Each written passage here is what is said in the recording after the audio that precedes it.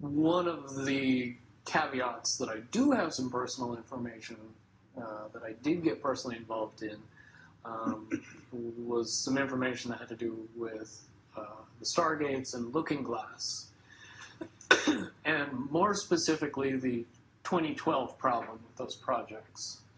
The popular opinion of what's out there right now is that the project was shut down because there was a problem when we approached 2012.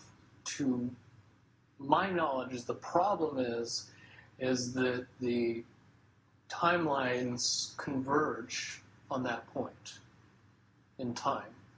And when you know enough about the Stargate projects and the Looking Glass project to know that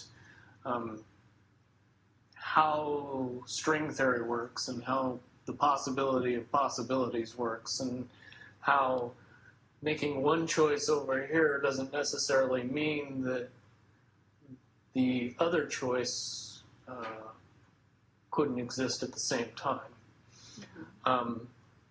But once you get your brain wrapped around this subject, you find out that at the end of 2012, in an easy way to put it, the choices that we make become less and less consequential to the future. And eventually we're pushed into this bottleneck of time, no matter which choice we make. And that's important to the people that had access to Looking Glass because they would use Looking Glass knowing the choices that they would make and the future would pop up. What happened was people, very smart people, began to figure out that something big was coming up.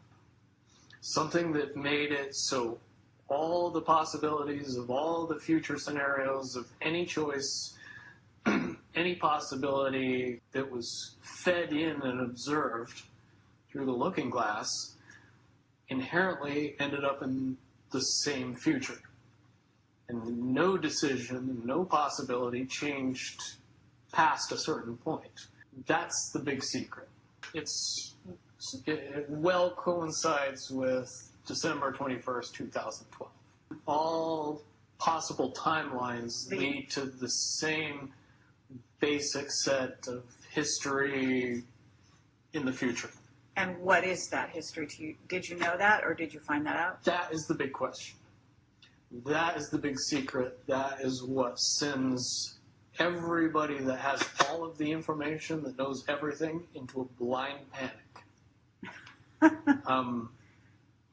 The people that know everything about Looking Glass, that have gotten all the reports and all the information, the elites of the world, probably figured out that that was the end of the game. And nothing could be manipulated beyond that point. I mean, this is knowledge that you would have gained back when? Back when I was in the military, it would have been before 97 when I got in trouble. And it was things that, one of my particular areas that I was amazingly intuitive about is problem solving / mission planning, or more specifically, taking a bad mission and fixing it. Getting everybody through and out of it. Troubleshooting an optimum future. Exactly. Certainly knowing how string theory and possible futures works makes it so you can work your mind very quickly to see the reality of what's happening and decide what decisions need to be made to change it for a particular outcome. At a certain point, after they're done hearing the computer tell them, this is what's going to happen over and over and over and over again, all they become focused on is, how do we fix it? Why? What is this that's going to happen? Do you know that? The inevitable contraction of the timelines. But what does that mean for this reality? Do you know that? I don't know that. What I do know is that I was called in and asked to solve this problem, this timeline contraction problem.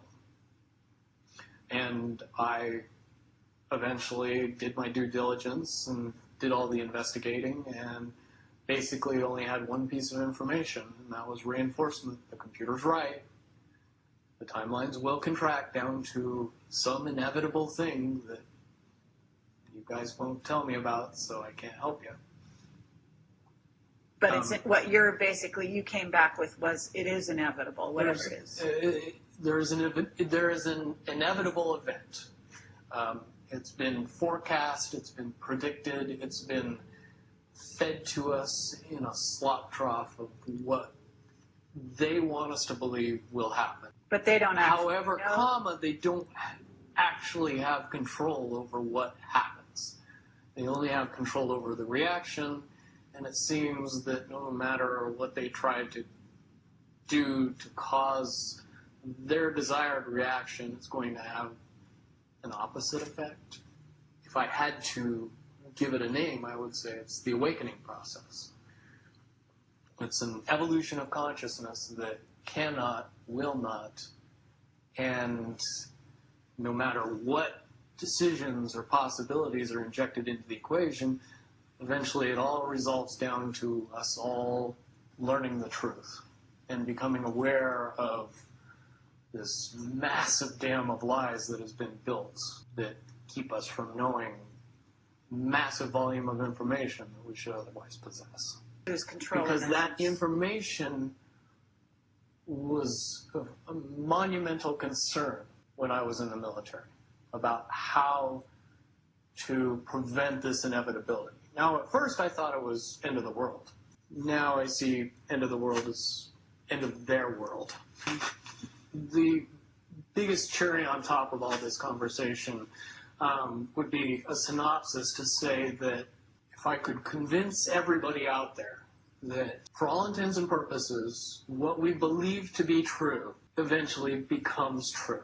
If somebody convinces us that a major disaster is going to happen in the very near future, a major disaster happens in the very near future. If we don't buy into that fear and accept that there is really nothing that we know is going to happen, and accept of whatever happens, that makes the convergence of the timelines happen as naturally as possible.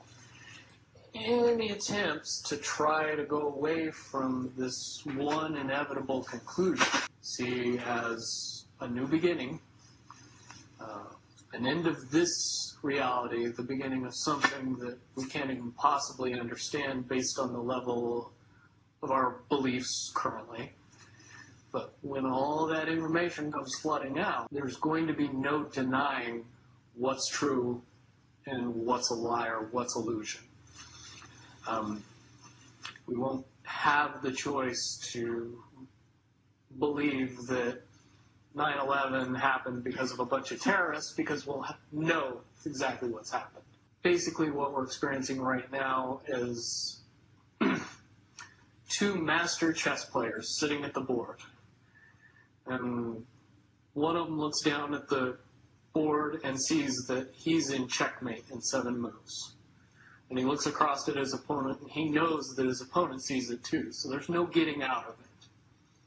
So at this point, the loser can only prolong the game. The game, both players know the game is over.